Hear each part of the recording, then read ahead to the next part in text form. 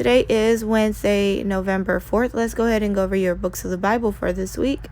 So they start with Galatians, Ephesians, Philippians, and Colossians. Again, Galatians, Ephesians, Philippians, and Colossians.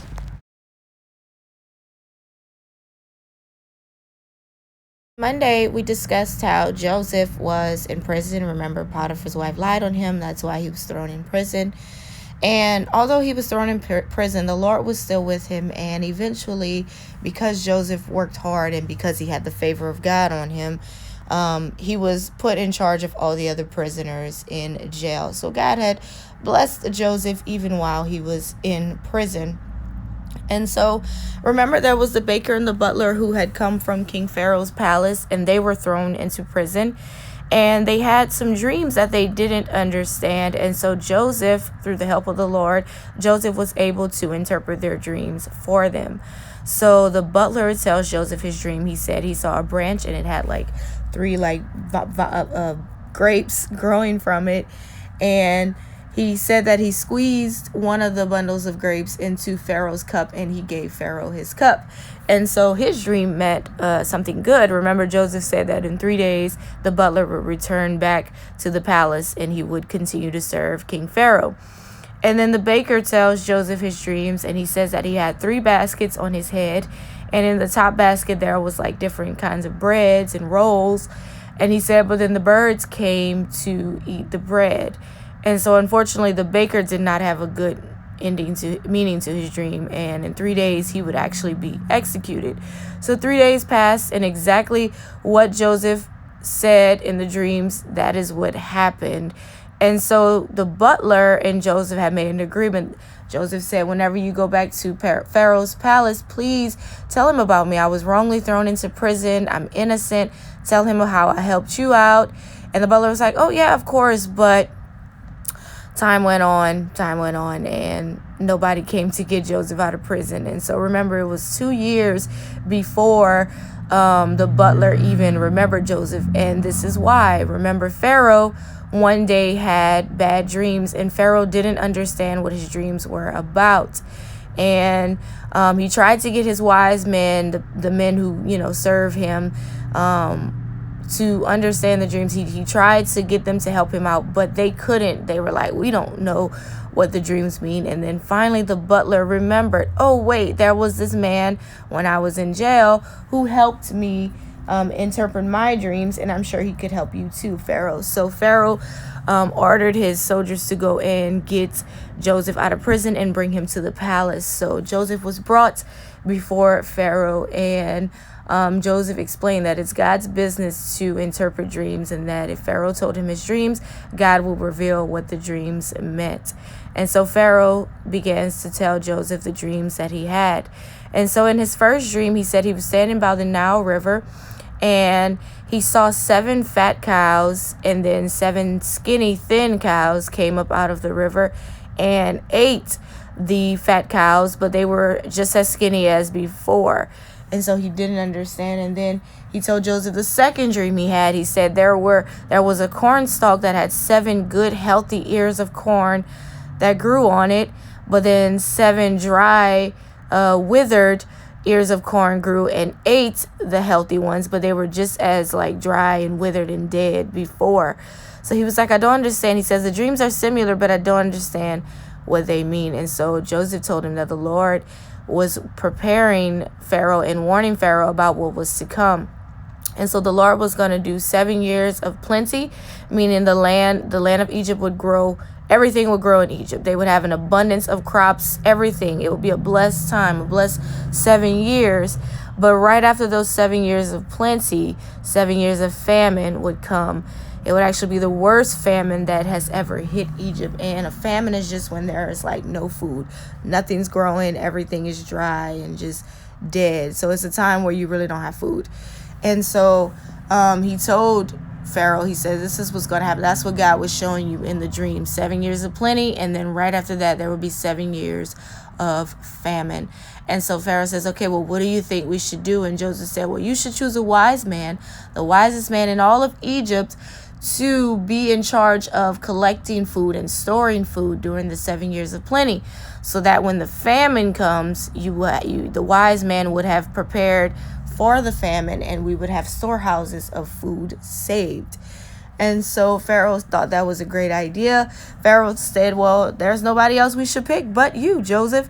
And so he chose Joseph to be the one in charge of taking care of the storehouses. So Joseph went from being thrown into the pit, sold as a slave, working as a slave, then lied on, thrown into prison, all of that bad that he went through. And now he was raised up to be second in command right under Pharaoh. That's how high of a position Pharaoh gave him. And it was the Lord. We know God raises up and God puts down. But God used Pharaoh to place Joseph in that position. And so all the stuff that Joseph went through was for God's glory. And we see how in due time, God raised Joseph up. And so Joseph, he ends up getting a wife. He's now wearing nice clothing. He has his own chariot.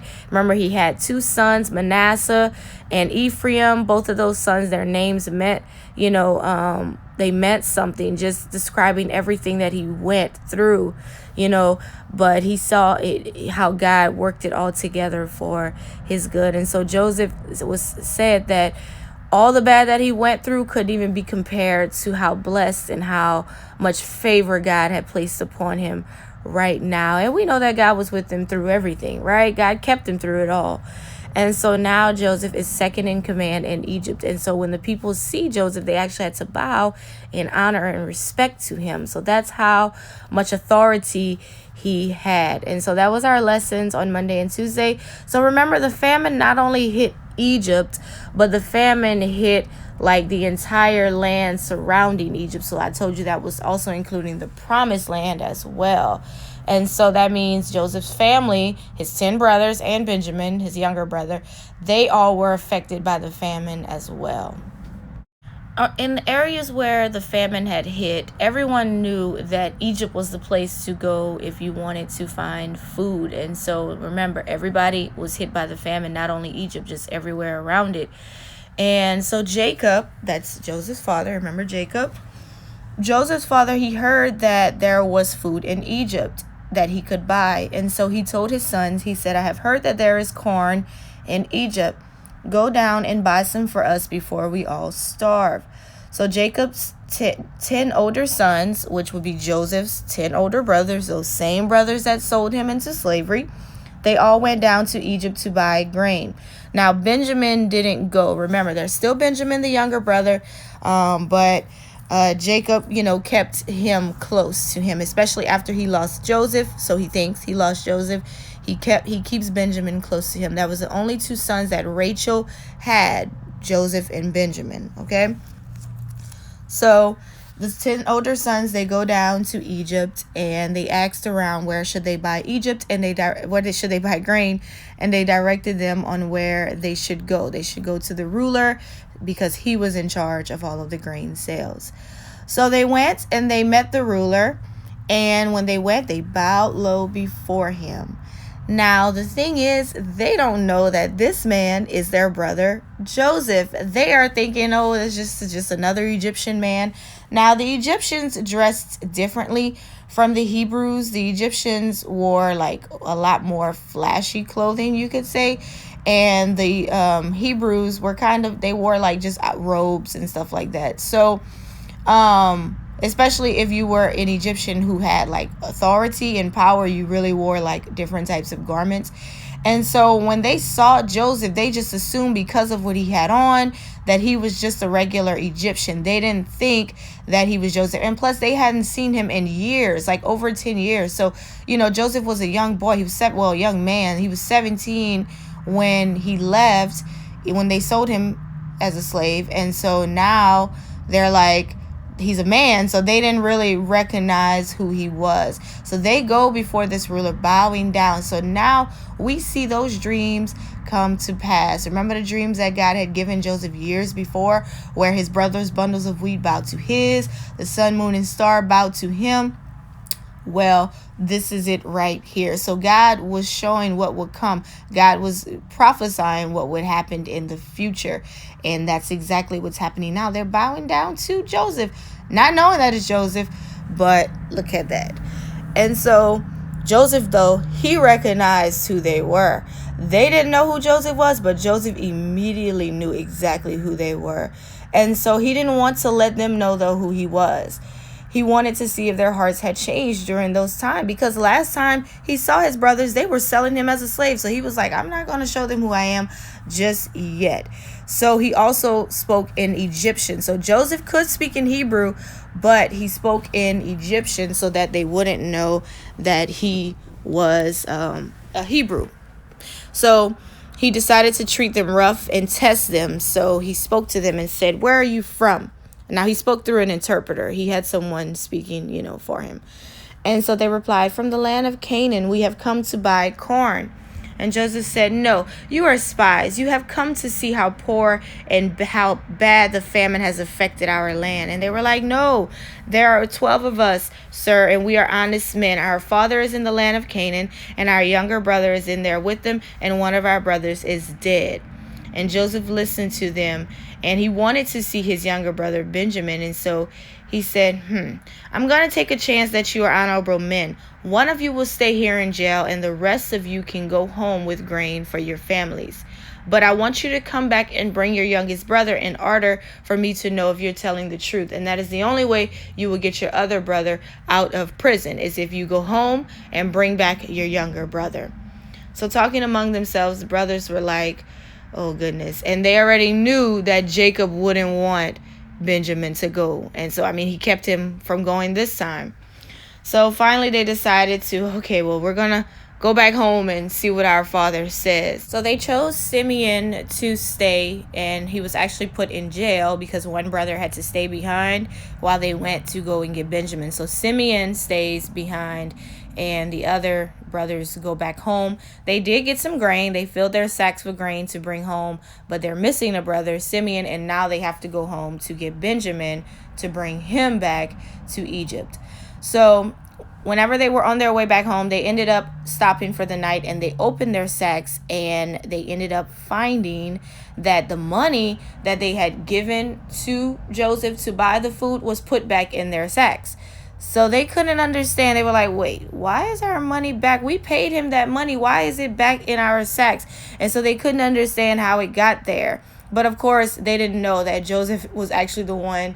He told his servants to put the money back in their sacks. Joseph didn't want to charge them, I guess, So when they arrived home, they told their father Jacob all that had happened, and how the ruler in Egypt was kind of, rough with them, and that Simeon was in jail, and the only way for Simeon to get out of jail was for them to go back to Egypt with Benjamin. They said the ruler wants to see and make sure that we're telling the truth. He thought we were spies, and we were trying to prove to him that we're not spies. He's testing us. And so they were like, we need Benjamin to come back with us so we can get Simeon out. And so Jacob's like, Benjamin? He says no. He says, Joseph didn't come back home when I sent him to go and find you all, and now you're asking for me to send Benjamin away, and Simeon is in prison? Jacob's like, no, I can't lose any more sons. He said, no, there's no way that I could let this happen. And so again and again, they tried to get their father to, give in, like, Dad, please, we'll take care of him. But Jacob was like, no, I'm not letting Benjamin go. And so now the brothers are like, what are we going to do? Simeon's in jail. We can't go get him out unless we come back with Benjamin. But father doesn't want to let Benjamin go. So they didn't know what to do. So tomorrow we will talk about what will happen, and if Jacob will finally give in or not. So that's our Bible lesson for today.